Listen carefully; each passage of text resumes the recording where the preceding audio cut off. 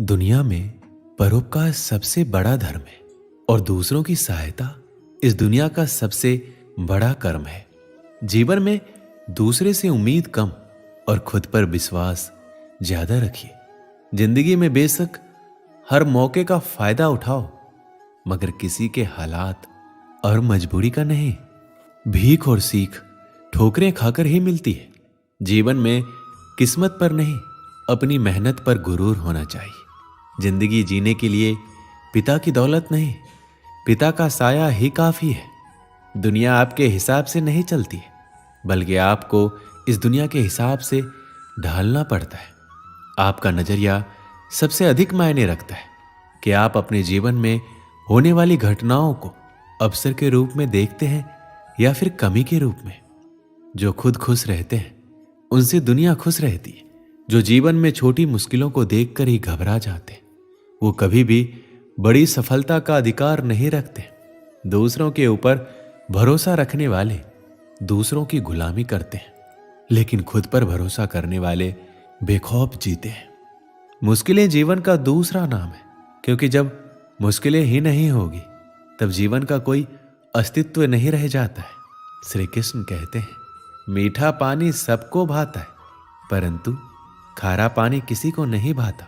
अब सोचने वाली बात यह है कि मोती समुद्र की गहराइयों में ही बनता है। खारे पानी के मध्य में रहकर हर क्षण भक्षकों से टकराकर अपने अस्तित्व को दांव पर लगाकर ही सीप मोती प्रदान कर पाती है। कभी सोचा है क्यों? क्योंकि बिना संकटों का सामना किए बिना आपको सुख प्राप्त नहीं होगा। इसलिए निडर होकर संकटों का सामना कीजिए।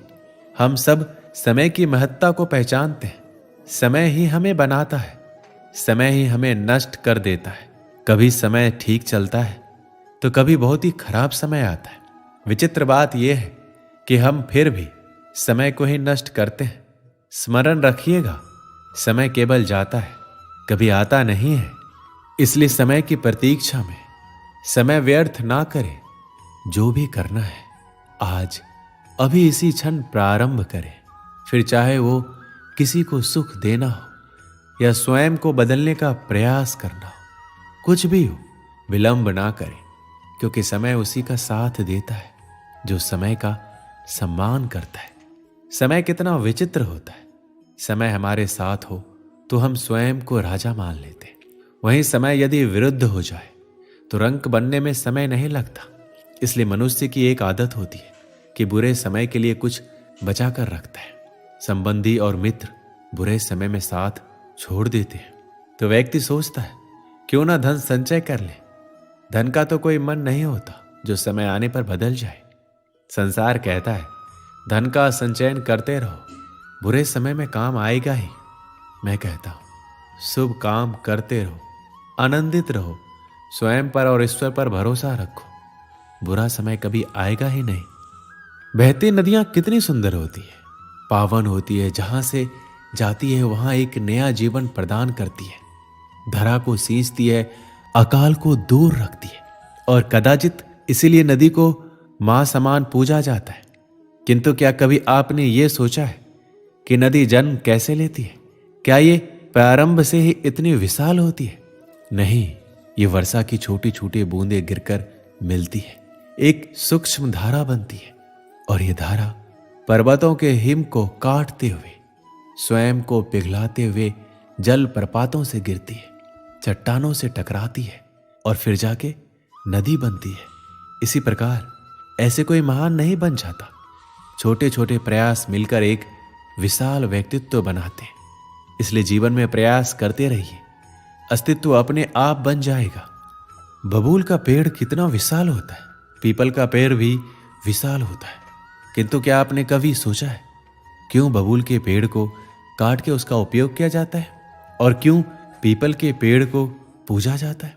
इसलिए क्योंकि पीपल का पेड़ उसके नीचे बैठे पथिक को छाया देता है, अपनी डाल पर असंख्य पंछियों को बसेरा देता है, किसी को कांटे चुभोकर दूर नहीं करता, बल्कि उसे शीतल छाया देकर उनकी थकान हर लेता है। इस संसार में यदि सम्मान पाना है तो पीपल की भांति ही बनना होगा।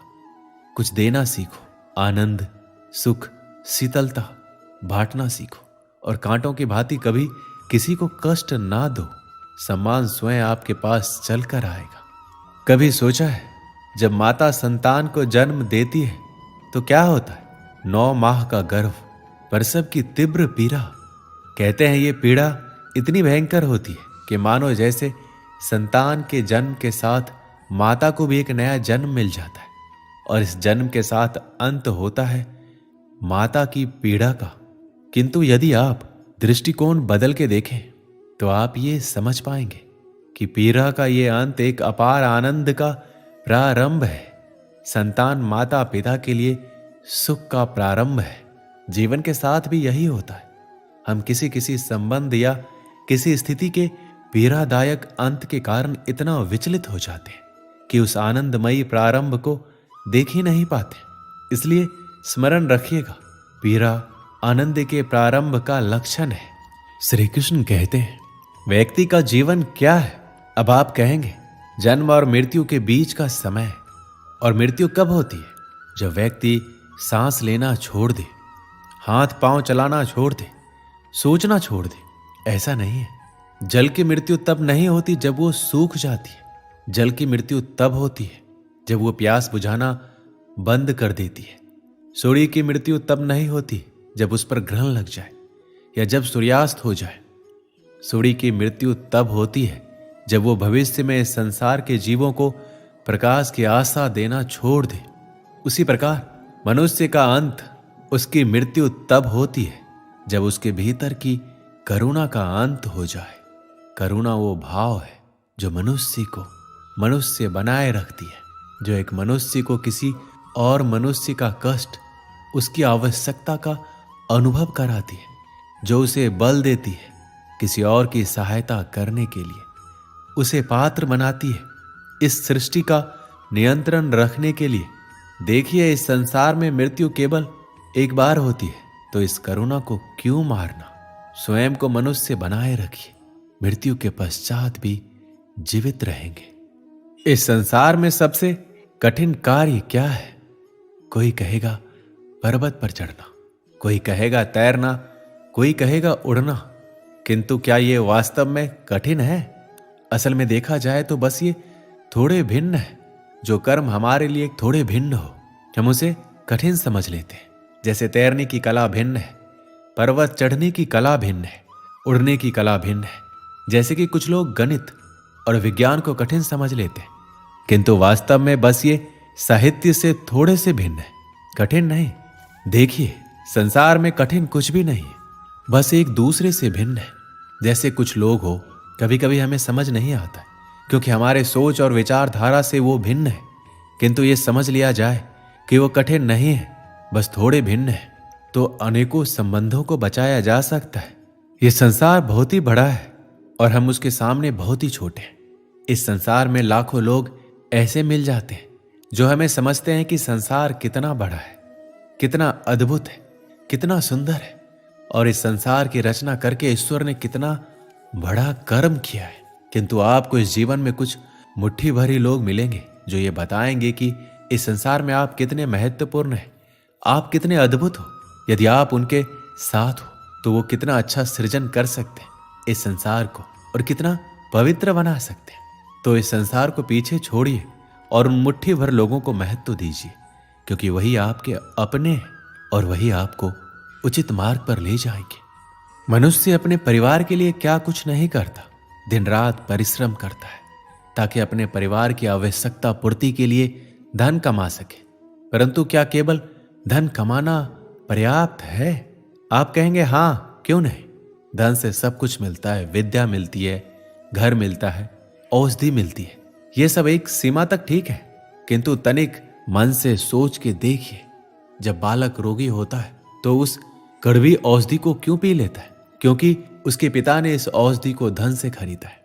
नहीं, बल्कि इसलिए क्योंकि उसके सामने खड़ा उसका पिता, उसे उन पर विश्वास है कि वो उसे कुछ होने नहीं देंगे।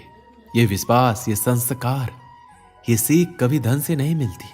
ये मिलती है उस समय से जो माता पिता ने अपने संतान के साथ बिताया है। इस जीवन में धन अवश्य कमाइए, किंतु अपने परिवार को भी समय दीजिए, प्रसन्नता मिलेगी। वर्षा के कारण बने कीचड़ से होकर आप अपने घर जरूर गए होंगे, लेकिन चप्पल पहनने के कारण आप उस कीचड़ से तो बच जाते, किंतु उन चप्पलों द्वारा उड़ने वाली बूंदें आपके वस्त्रों को मैला कर ही देती है। किंतु फिर भी इन बूंदों से आपके वस्त्र मैले हो जाएंगे। इस कारण से आप चप्पल पहनना तो नहीं छोड़ते। इसी प्रकार जीवन में कुछ लोग ऐसे भी आते हैं, चप्पल की भांति, जो आपको कीचड़ से तो बचा लेते हैं, किंतु वस्त्र रूपी आपके मन पर शंका के दाग लगा ही जाते हैं। इन लोगों के कारण मन को खिन्न करने की आवश्यकता नहीं है। आवश्यक है ये सोचना कि आपको आपके पांव कीचड़ से बचाने हैं या आपके वस्त्र। जीवन में गंभीर होना अच्छी बात है, किंतु हर बात को यदि गंभीरता से लेने लगोगे तो जीवन का आनंद समाप्त हो जाएगा। ये संसार नश्वर है, यहां पर ऐसा कुछ भी नहीं जो सदा के लिए जीवित रहेगा। तो जब तक ये जीवन है, संतोष और आनंद से जिए। स्वयं पर छिटकने वाले कीचड़ पर ध्यान ना दे, बस आनंद बांटते रहे। परीक्षा एक ऐसी व्यवस्था जिससे मुझे, आपको, सबको कहीं ना कहीं दो चार होना ही पड़ता है। स्मरण कीजिए, अपने बालपन में आप परीक्षा देने बैठे। अब कुछ बालक ऐसे होते जो वर्ष भर परिश्रम करते हैं, पढ़ते हैं, मन से परीक्षा देते। कुछ बालक ऐसे होते जो अपने आसपास बैठे बालकों की नकल करते और परीक्षा में उत्तीर्ण भी हो जाते। बुरा लगता है ये सोचकर, कोई बिना किसी परिश्रम के परीक्षा में उत्तीर्ण कैसे हो सकता है। किंतु स्मरण रखिएगा, जो नकल करते हैं वो परीक्षा में उत्तीर्ण हो सकते हैं, सफल नहीं, क्योंकि वो नकल करते, बिना प्रश्न को समझे, बिना उत्तर का तरीका निकाले। यही हमारे साथ भी होता है। हम हमारे जीवन में दूसरों को देखते हैं, उनकी नकल करते हैं, उनकी भांति बनने का प्रयास करते हैं, किंतु ना हमारे जीवन में सफलता आती है, ना आनंद आता है। क्यों? क्योंकि हम एक विशेष बात भूल जाते हैं कि प्रत्येक मनुष्य का व्यक्तित्व भिन्न होता है। आप दूसरों की नकल करके अपना जीवन व्यतीत कर सकते हैं, किंतु यदि अपने जीवन में सफलता लानी है, यदि अपने जीवन में आनंद लाना है, तो स्मरण रखिए, स्वयं के प्रश्नों का उत्तर जीवन में स्वयं को ही खोजना होता है। दोस्तों, इस वीडियो में बस इतना ही। मिलते हैं अगले वीडियो में। अपना ख्याल रखिएगा। जय श्री कृष्ण।